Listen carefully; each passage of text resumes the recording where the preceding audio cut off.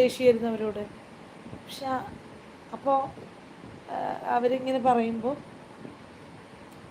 ഈ കുട്ടികൾക്ക് ഇപ്പം നമ്മളെ പിടിക്കണില്ല എന്നുള്ളത് കൊണ്ട് അങ്ങ് സമ്മതിച്ചു കൊടുക്കുന്ന കുറേ കാര്യം. അപ്പോൾ ഇവർക്കൊക്കെ ഇവരുടെ ഒരു ഇടങ്ങൾ നഷ്ടപ്പെട്ടു പോവുക. ഇവരുടെ സ്വന്തമായി പണ്ട് പാട്ട് കേൾക്കുമായിരുന്നു, അപ്പോൾ ഇപ്പം എന്താ കേൾക്കാത്തത് എന്ന് ചോദിക്കും. ഇപ്പം എന്താ നിങ്ങൾ കേൾക്കാത്തത് എന്ന് ഒരാളോട് സംസാരിക്കും. പുള്ളി പറയുക ഇപ്പം എന്താ കേൾക്കാത്തത്. അയാളിങ്ങനെ ആലോചിക്കുകയാണ്, കുറേ നേരം ആലോചിക്കുകയാണ്.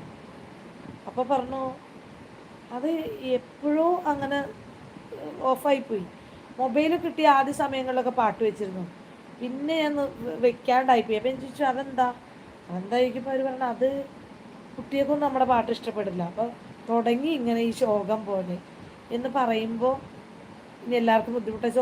ഓഫാക്കി ഞാൻ പാട്ട് വെക്കാതിരിക്കാൻ ശീലിച്ചു. അപ്പോൾ കുട്ടികൾ മറ്റ് പാട്ടുകൾ വെക്കണം, അത് നമുക്ക് ഇഷ്ടപ്പെടുന്നുമില്ല.